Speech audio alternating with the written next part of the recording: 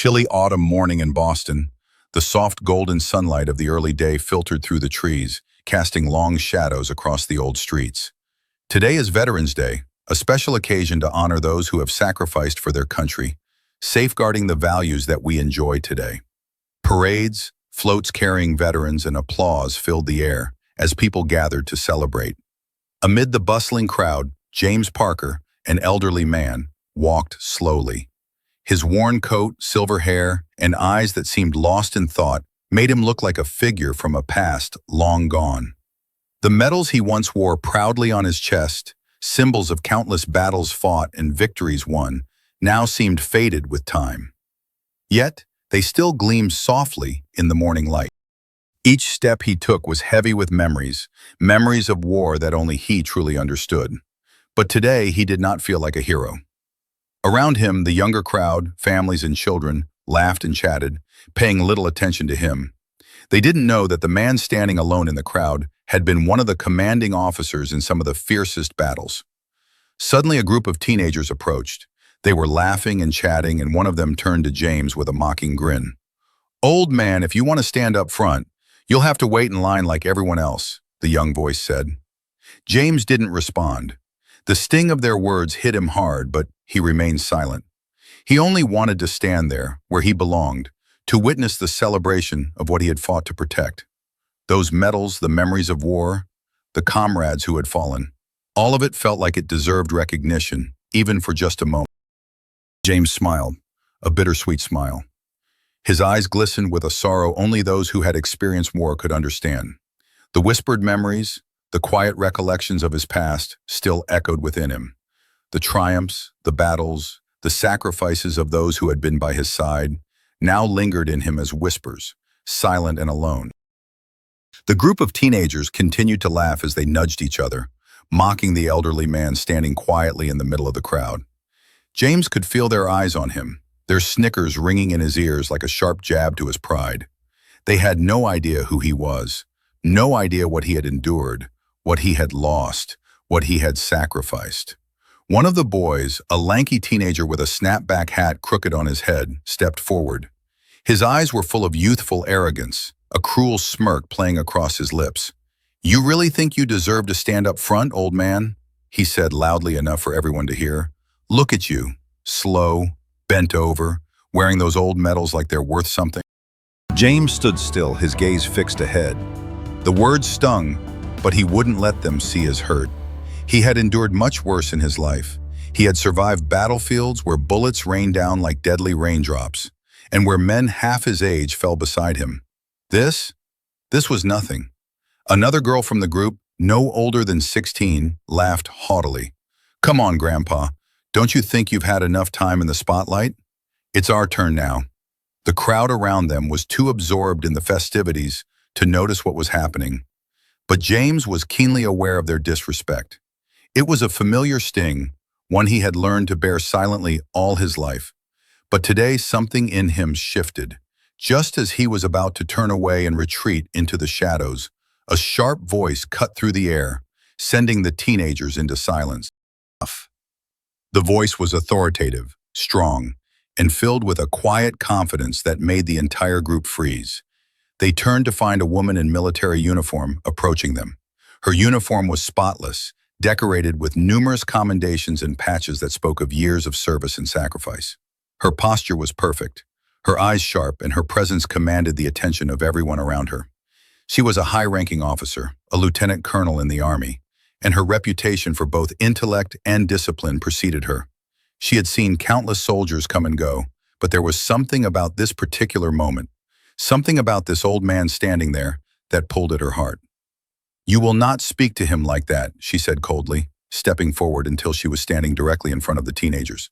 Her eyes locked onto the boy with the crooked hat first. He smirked at first, but the look in her eyes made him hesitate. His arrogance faltered for just a moment.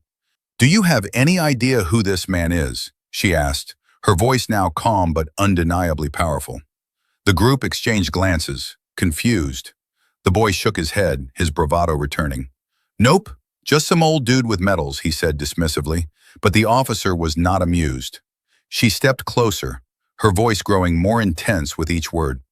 This man is General James Parker, a veteran who fought in some of the bloodiest battles of our time. He has led troops through hell, earned every one of those medals on his chest, with his blood, his sweat, and his sacrifices. And you have the nerve to belittle him?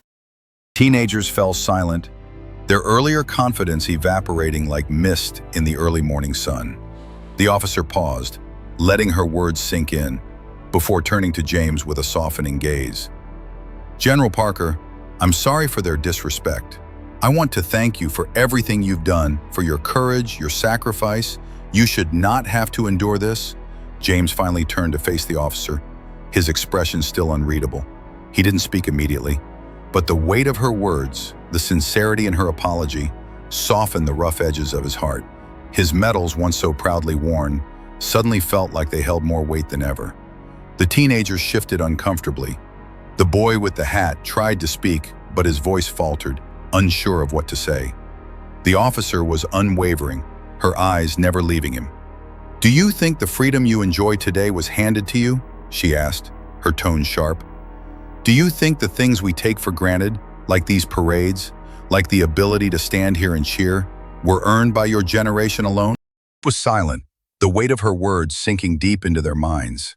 They had never known war. They had never known what it was like to make a sacrifice so deep, so personal, that it would haunt them for the rest of their lives. The officer turned back to James and gave a small, respectful nod. "Thank you, sir. We owe you more than we can ever repay." James nodded slowly, his expression softening for the first time that day. He didn't need their apology. He didn't need their recognition. But somehow, the way the officer had stood up for him, the way she had reminded them of the past they had so easily forgotten, it made all the difference. With a final glance at the teenagers, the officer turned and walked away, leaving the group to reflect on the lesson they had just learned. The once laughing teens now stood in stunned silence, their eyes cast downward, as the gravity of their disrespect weighed on them. James stood quietly for a moment longer, his eyes lost in the sea of faces. But this time, his heart felt a little lighter. He had stood his ground, not for the recognition, but for the respect that every man and woman who had fought deserved. And today, he had reminded a new generation of that truth. As the sun dipped below the horizon, casting long shadows over the streets of Boston, James stood in the middle of the city square, his heart still heavy with the lessons learned that day. The events had unfolded faster than he could process, but as the crowd began to thin and the parade started to wind down, something unexpected happened. A military convoy, armored vehicles and all, pulled up at the edge of the square. Soldiers, in crisp uniforms, stepped out and moved with purpose. It was an impressive sight, powerful, well-organized, and filled with respect. The hum of engines was drowned by the soft murmur of the crowd as they stepped aside to allow the convoy to pass. James didn't know it, but his life was about to change forever. One of the soldiers, a tall, stern officer, approached him and stood to attention. "General Parker," he said, his voice firm yet respectful, "we've been ordered to escort you." James blinked, confusion washing over him. He had no idea who had sent for him or why.